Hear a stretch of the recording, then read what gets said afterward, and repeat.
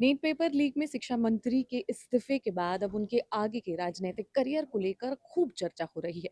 लोग जानना चाहते हैं कि आखिर आगे क्या होने वाला है। उड़ीसा में जिस तरीके की उनकी राजनीति थी, उनका कद था, क्या वो बरकरार रहेगा या फिर उसमें कुछ कमी आने वाली है? न्यूज़ रूम चौपाल में इसी से शुरुआत कर रहे हैं कि क्या कुछ आगे जो है धर्मेंद्र प्रधान के लिए लिखा हुआ है। उड़ीसा में उनके कद को लेकर क्या कुछ रिपोर्ट जो है वो सामने आ रही है। यही सबसे पहले जानना चाहते हैं कि प्रधान के इस्तीफे के बाद लगातार ये चर्चा हो रही है कि जिस तरीके से वो स्टेट पॉलिटिक्स से दिल्ली की राजनीति तक आए थे, तो फिलहाल उनके करियर को लेकर क्या कुछ सामने आ रहा है? हाँ, देखिए अभी धर्मेंद्र प्रधान का जो केंद्रीय उस मंत्री से जो इस्तीफ़ा हुआ है, उसके बाद आगे का जो उनका राजनीतिक सफ़र कैसा रहने वाला है, इसको लेके अभी कुछ ठोस पुख्ता हुँ, जानकारियाँ तो ऐसी नहीं है। रिपोर्ट में भी यही कहा जा रहा है कि उन्हें स्टेट पॉलिटिक्स में कुछ अहम ज़िम्मेदारियाँ दी जा सकती हैं। लेकिन इन सब के बीच में जो बड़ी बात जो है, वो ये है कि भले इस प्रोटेस्ट की वजह से और नीट पेपर लीक का जो पूरा मामला था उस वजह से उनको इस्तीफ़ा देना पड़ा हो। हुँ, लेकिन अच्छी बात धर्मेंद्र प्रधान के लिए ये है कि जो मोदी सरकार की जो मतलब टॉप लीडरशिप हुँ, है, हुँ, वो उनके सपोर्ट में है। माने कि इससे ये साफ़ होता है कि उनका इस्तीफ़ा जो है वो पूरी तरीके से वो उनकी जो पॉलिटिकल अकाउंटेबिलिटी बिलिटी का वो था हिस्सा, ना कि वो प्रोटेस्ट के दबाव में वो इस्तीफ़ा दिया गया था। इस तरीके की चीज़ें जो सामने आई थी वो मतलब वो खारिज हो जाती हैं। हुँ।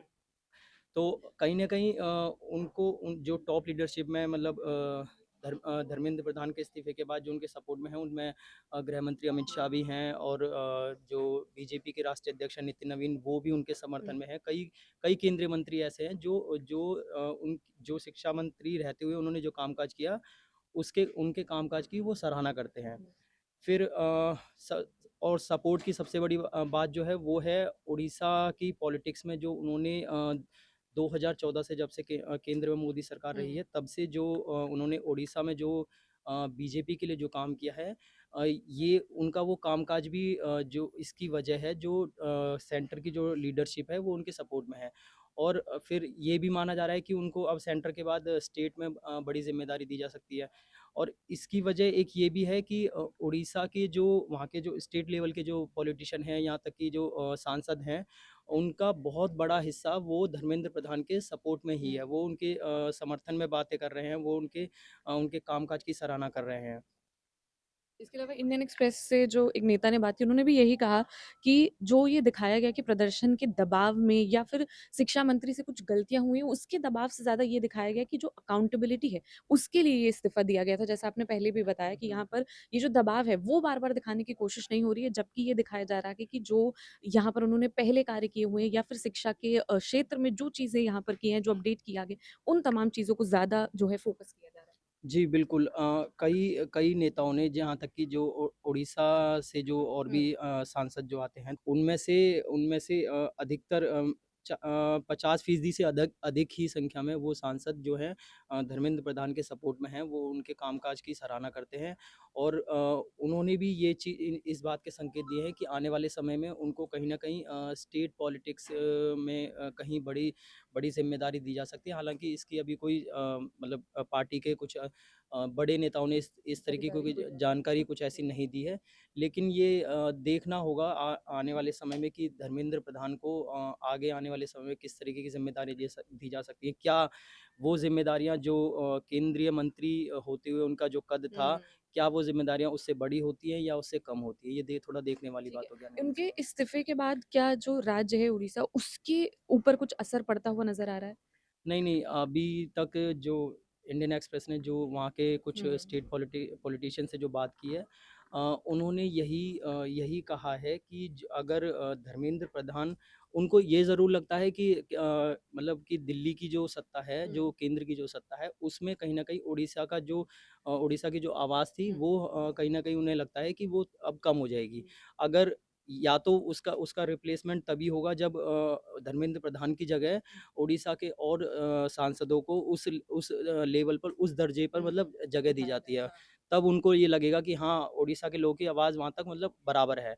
लेकिन अगर धर्मेंद्र प्रधान की जगह ऐसे सांसदों को वहाँ नहीं जगह दी जाती है, तो फिर उनको यही चीज़ लगेगी। फिर उनको ये लगता है कि अभी भी जो स्टेट पॉलिटिक्स में जो जितनी भी विधानसभा सीटें हैं तकरीबन 150 के आसपास, तो उसमें से अधिकतर जो विधायक हैं वो जो हैं धर्मेंद्र प्रधान के फ़ेवर में हैं, कई सांसद उनके फ़ेवर में हैं। माने अगर वो धर्मेंद्र प्रधान को केंद्रीय मंत्री हटाने के बाद अगर उस हिसाब का उनको दर्जा दिया पोर्टफ़ोलियो या जाए। कामकाज नहीं दिया जाता है या उनका कद उस हिसाब से मेंटेन रखने के लिए नहीं किया जाता है, तो कहीं न कहीं स्टेट पॉलिटिक्स में भी बीजेपी को इसका नुकसान आने वाले समय में हो सकता है, देखने को मिल शायद सकता यही है। वजह थी कि इतना जो वक़्त है वो इस्तीफ़े के लिए लग गया, क्योंकि बहुत सारी चीज़ें हैं, जैसे धर्मेंद्र प्रधान को लेकर स्टेट पॉलिटिक्स में उनकी मज़बूती और इसके अलावा जिस तरीके से उनकी दिल्ली की राजनीति में धीरे-धीरे कद बढ़ता चला गया, उन तमाम चीज़ों को सोचने के बाद ही बीजेपी ने ये तय किया कि इस्तीफ़ा जो है वो फ़िलहाल लिया जाएगा। इसके अलावा ये खबर जो है धर्मेंद्र प्रधान को लेकर मुख्य थी। इसके अलावा लोकसभा में आज क्या कुछ होने वाला है उसको लेकर भी चर्चा करेंगे, क्योंकि आज जिस तरीके से इस्तीफ़े पर पहले विपक्ष दबाव बना रहा था, इस्तीफ़ा मिल चुका है। अब इसके बाद आज विपक्ष एक बार फिर से सरकार को घेरेगा, जिस तरीके से यहाँ पर छात्रों पर पुलिस ने बर्बरता की, उसको लेकर कहीं न कहीं आज विपक्ष सरकार को घेरने वाला है। साथ ही पैलेट गन को लेकर बहुत ज़्यादा चर्चा हो रही है, क्योंकि दिल्ली पुलिस की तरफ से और आरएएफ की तरफ से कहा गया था कि पैलेट गन जो है वो नहीं चलाई गई है। लेकिन लगातार उसके सबूत मिल रहे हैं। यहाँ पर 3 लोग जो हैं उस उनको इससे जो वो है घायल हुए हैं।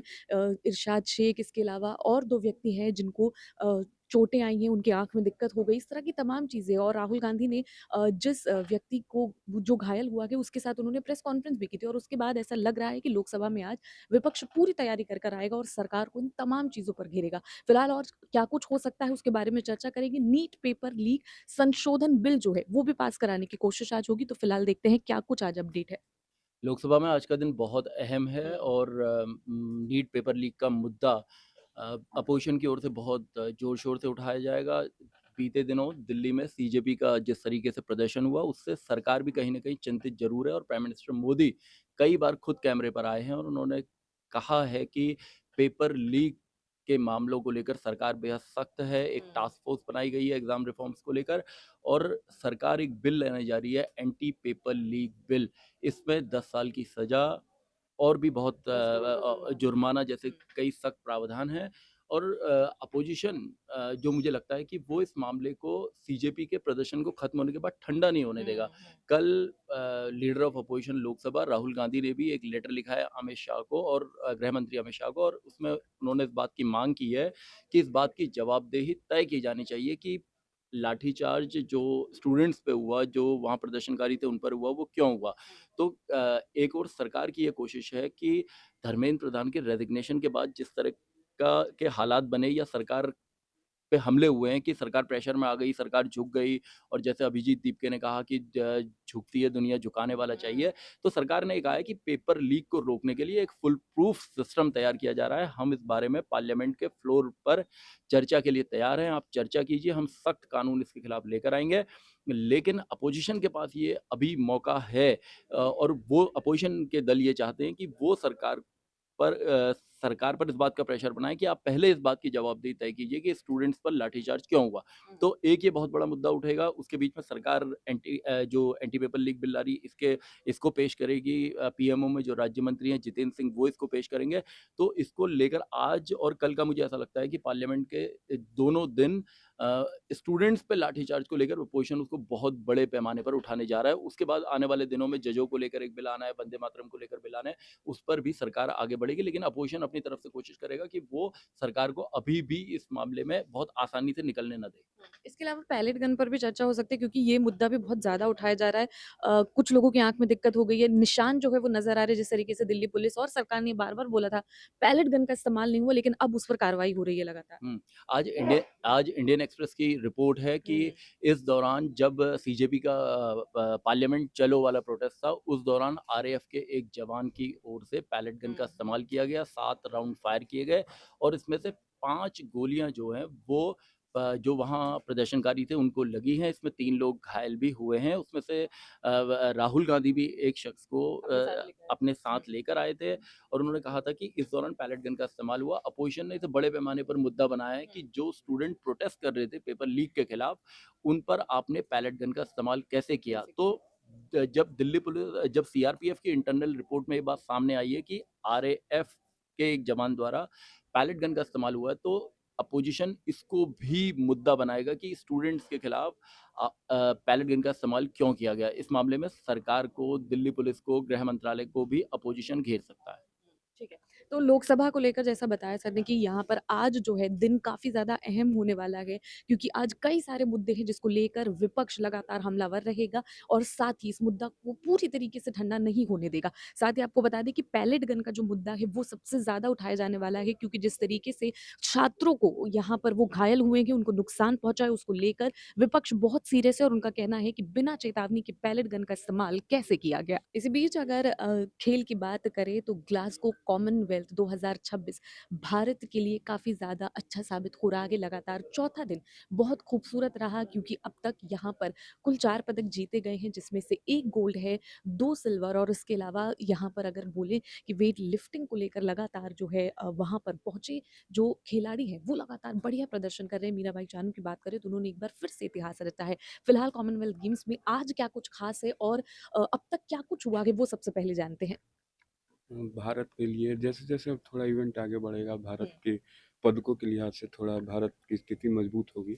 कल का दिन बहुत ही अच्छा रहा, भारत 3 पदक जीता, वेट लिफ्टर्स ने अच्छा परफ़ॉर्म किया है। आज के दिन भी वेट लिफ्टर्स से अच्छे परफ़ॉर्मेंस की हुँ, उम्मीद होगी। 3 गोल्ड 3 मेडल आज भी आ सकते हैं वेट लिफ्टिंग से। कुल 7 आज 7 भारतीय खिलाड़ी पदक की उसमें फाइनल मुकाबला खेलेंगे। 7 पदक की उम्मीद होगी। इसके अलावा अभी भारतीय एथलेटिक्स में भारत के अभियान की शुरुआत होगी। हुँ, तो आगे चल के फिलहाल अभी चूँकि कुछ ऐसे गेम्स हैं जैसे रेसलिंग वगैरह ऐसे गेम्स है, इस बार इसका हिस्सा नहीं है। तो भारत का जो कॉमनवेल्थ गेम्स में एक जो भारत का दबदबा दिखता था वो अभी नहीं दिख रहा है। हुँ, लेकिन जैसे-जैसे थोड़ा अभी आगे प्रोग्रेस करेंगे, गेम्स आगे बढ़ेगा तो उसके बाद भारत थोड़ा टैली में ऊपर जाएगा। फिलहाल ऑस्ट्रेलिया का दबदबा है, वो अभी वो 40 के करीब मेडल जीत चुका है। लेकिन बाकी टीमों की बात करें जैसे इंग्लैंड दूसरे नंबर पे है, तो वो भारत से बहुत ज़्यादा आगे नहीं है। तो लेकिन अभी हमें उम्मीद करनी होगी कि जो भारतीय खिलाड़ी हैं जो फाइनल में, जैसे कल वेट लिफ्टिंग में 2 मेडल आए, तो 2 सिल्वर मेडल आए। हुँ, तो हमें उम्मीद करनी होगी कि जो भारतीय खिलाड़ी है उसको गोल्ड में बदलने तब्दील की कोशिश करें। ऐसा ना हो कि वो सिल्वर और वो लेकर आएँ। अभी और आज हो सकता है कि भारत के लिए अच्छा दिन हो। हुँ, 5 से 6 मेडल हो सकता है कि आपको देखने को मिले आज। हुँ। इसके अलावा मीराबाई चानू जिस तरीके से उन्होंने इतिहास रचा उनके बारे में भी जानना चाहते हैं। अब तक कितनी जो है वो प्रदर्शन अच्छे कर चुकी हैं आगे भी, और अब जो है फिलहाल जिस तरीके का उनका प्रदर्शन रहा, उनका क्या कुछ ग्राफ रहा उसके बारे में? मीराबाई चानू देखिए जो ये इवेंट था जैसे है लवलीना और मीराबाई चानू से सबसे ज़्यादा उम्मीदें उम्मीद है। थी।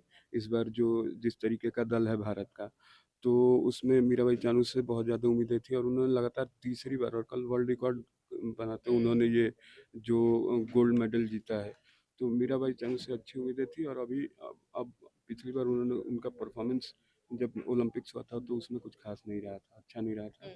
तो इस बार अभी उन्होंने इसमें मेडल दिलाया, होपफुली वो आगे अब ओलंपिक्स के लिए भी उनसे अच्छी परफॉर्मेंस की उम्मीद होगी। ठीक है। तो फिलहाल ग्लासगो कॉमनवेल्थ में भारत के लिए अब तक सब कुछ ठीक नज़र आ रहा है और आज भी कई सारे मेडल की उम्मीद लगातार की जा रही है, और इसके अलावा दिन भर की जो तमाम बड़ी खबरें होने वाली उसके बारे में हमने चर्चा की। इसी तरह की तमाम खबरों के लिए न्यूज़ रूम चौपाल के लिए आप हमारा यूट्यूब चैनल, इसके अलावा सोशल मीडिया और साथ ही साथ यहाँ पर जो वेबसाइट है उस पर भी जाकर आप ये तमाम खबरें पढ़ सकते हैं।